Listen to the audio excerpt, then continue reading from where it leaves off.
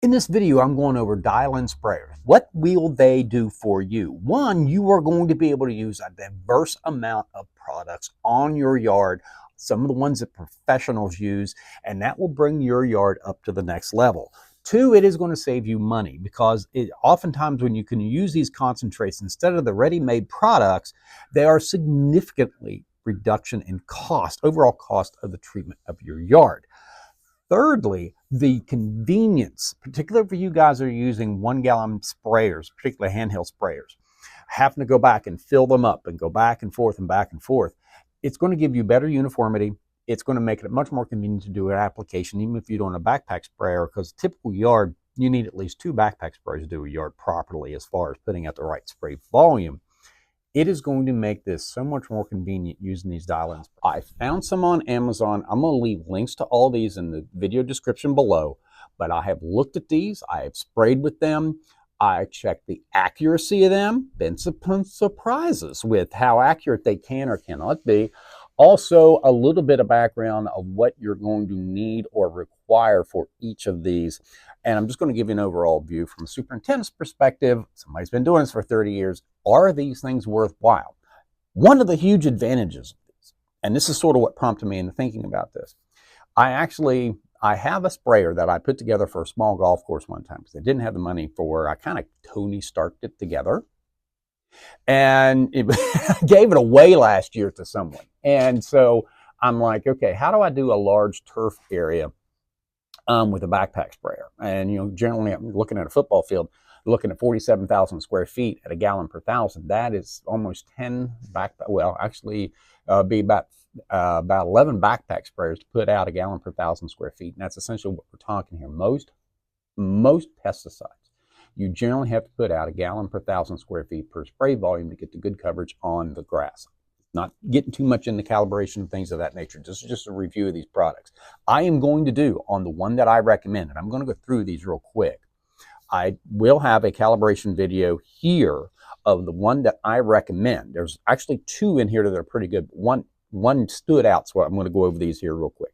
Now, as far as my methodology of accuracy, on these, you have these spray dials, okay? And they go, they actually have teaspoons and tablespoons on here, but they have 1 ounce. This one's a 1/2 ounce. This one's 2 ounce. Goes all the way up. This one does to 8 ounces of concentrate per gallon, okay? They will put out 8 on this dial. They will go 8 ounces per gallon, or they will go all the way down to 0.16 ounces per gallon of spray. That's when they get into teaspoons and tablespoons. I'll get into that a little bit more here in a minute.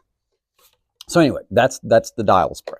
So what you could do with these, if you have a large area, or if you don't want to go back and fill up a backpack sprayer over and over again, you can actually, if you're putting out a product, let's say it goes out at 1 ounce per 1,000 square feet, okay, and you want to go out, this puts out, you can turn this dial to 1 ounce per gallon, and I'll show you in the calibration video on these. And then you could fill this up. Let's say you have an 8,000 square foot yard.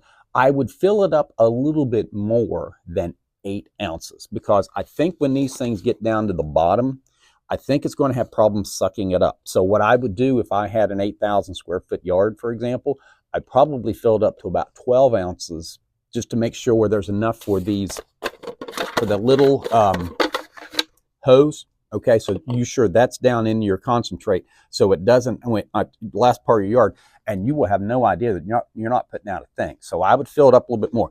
Then when you're done, just put it back into the container that it was. Be very careful. Obviously, don't want to spill concentrate. But anyway, that's what I would do. Now, as far as the review of these and which ones I liked and which ones I didn't and why. Okay, Solo. This is actually what prompted this entire video, because Solo is pretty much the industry standard as far as backpack sprayers. These are this is top quality product.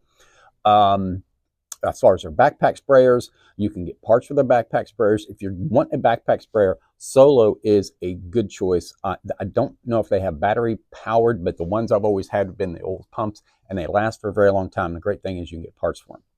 The problem with this is they have this hose end connector.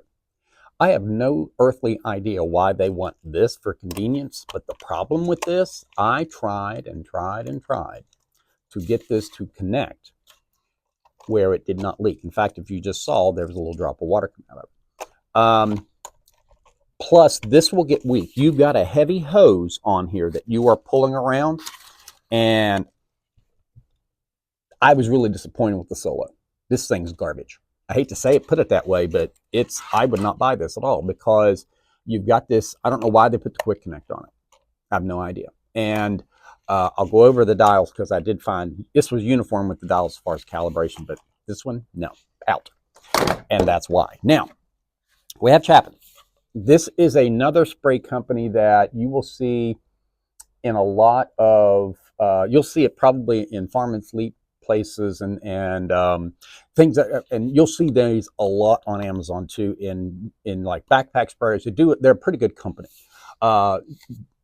Little lower than Solo, and they're usually a little cheaper. So anyway, background on that.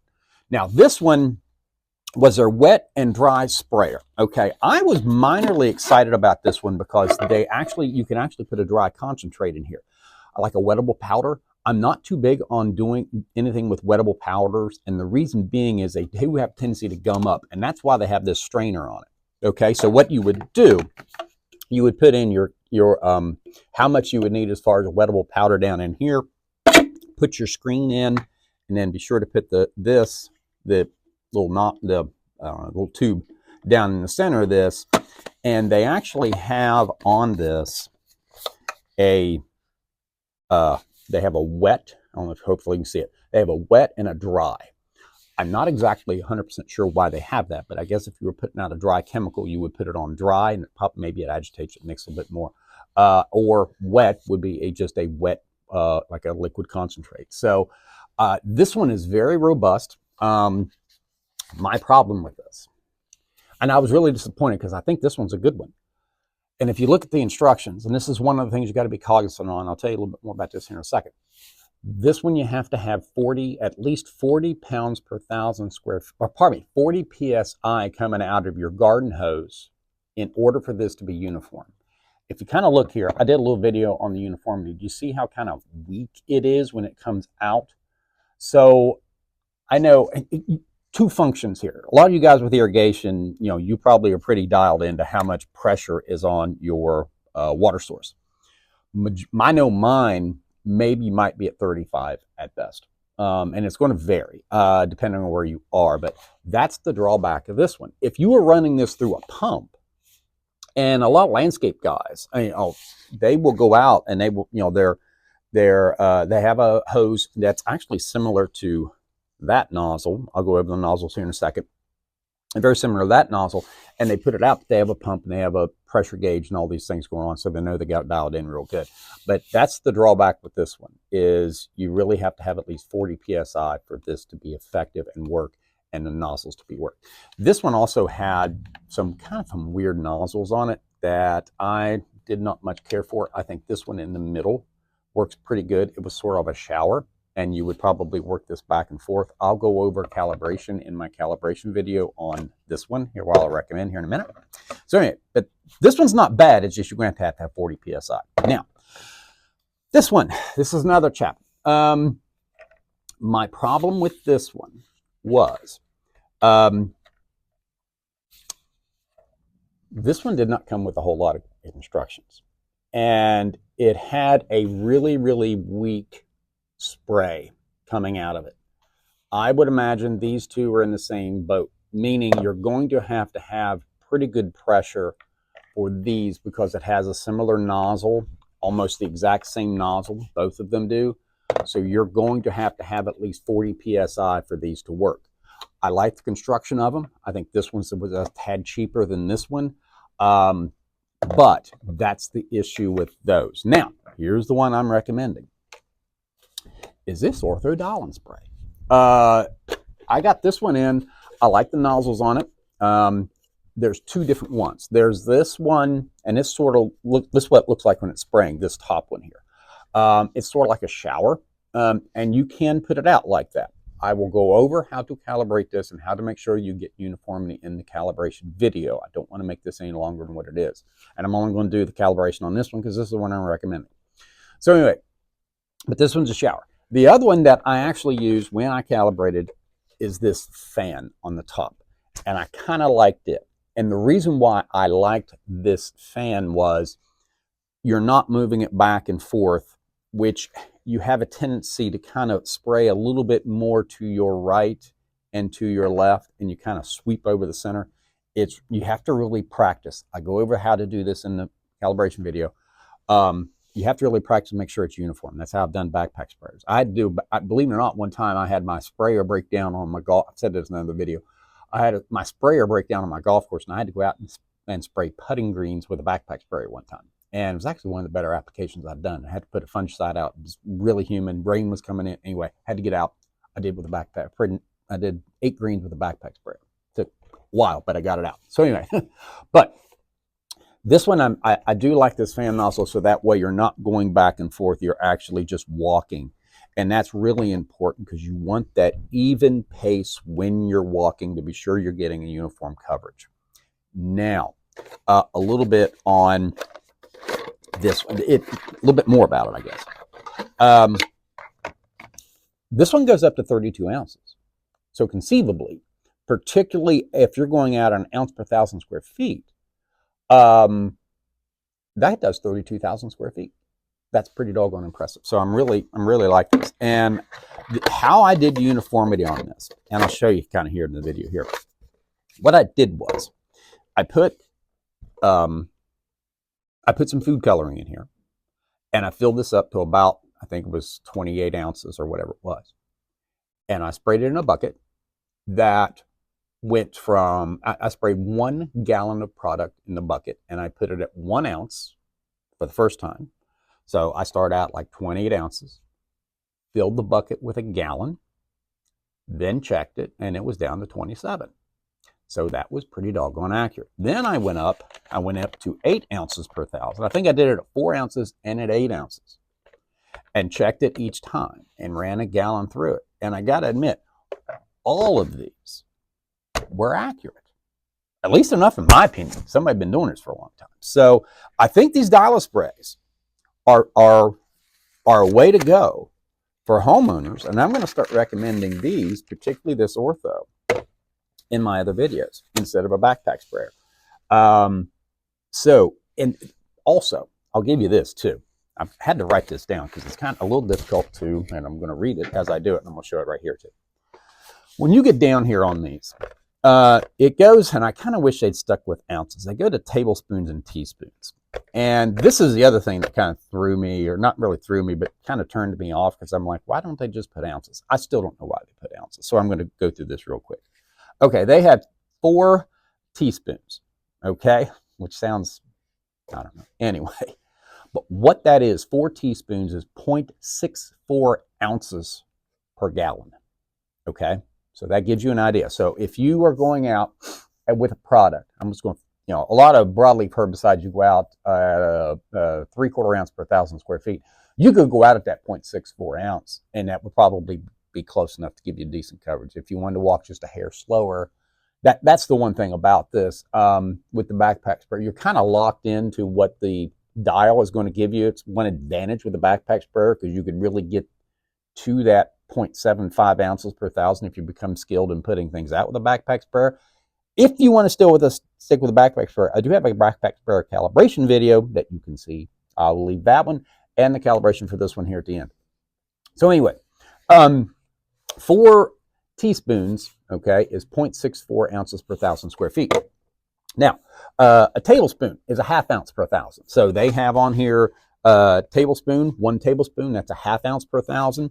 They have 2 teaspoons, which is 0.32 ounces per 1,000. If you haven't done the math yet, 1 teaspoon is 0.16 ounces. Okay, that's all it is. So when you go 1 teaspoon, you're only putting 0.16 ounces per 1,000 square feet. Now, usually most herbicides, they do give a little bit of a range. And if you're a little light on some herbicides, a hair, like if you're at the 0.75 ounces per 1,000 square feet and you're down to the or pardon me, if you're down to the 4 teaspoons, you'll probably be okay. You can walk maybe a little slower, but that's close enough, and it's going to get you pretty close to the ballpark. You don't generally want to go any less than 10% under or over the rate that they give you. Obviously, fungicides they give you usually pretty good. They give a preventive and curative rate. You guys can see my fungicide video, application video, if you want to check that one out. So anyway, as far as a review, this Ortho, I'm going to leave a link to it down below. You can get it on Amazon. I think this thing was less than 20 bucks. I was extremely impressed with this. Good job, Ortho. I'm not getting a lick of things from Ortho for saying that, because like I said, I looked at all of these and I wanted to give you some guidance on it. And really, instead of going out and buying a $100 backpack sprayer, and I probably, like I said, I prompted this, I may have said this, I may be taking over a football field next year. So I've got to find something that does a large area. So, and this might be my tool. Also, and I'll say this a little bit, check out my calibration video.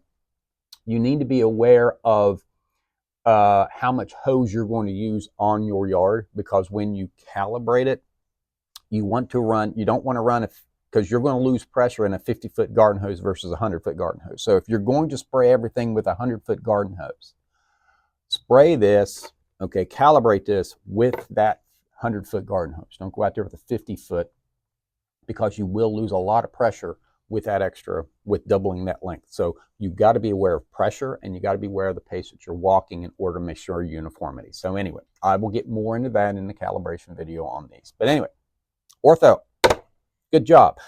If you subscribe and hit the bell, you will get videos, prompts of when I make videos, and I usually keep my videos pretty topical. It's fall. I figured I'd do some sprayer reviews, but seeding, fertilizing, fungicide applications, I generally are doing a video, and I will release them. If you subscribe and hit the bell, you'll get a heads up. I generally try to keep it 2 or 3 weeks ahead of schedule, and in that way, like my mulching video, I had a mulching video on mulching leaves, and about 3 weeks, and it seemed like for the first 2 weeks it was kind of dull, and then boop, it took off, because I usually try to get things out 2 weeks before you really have to do it.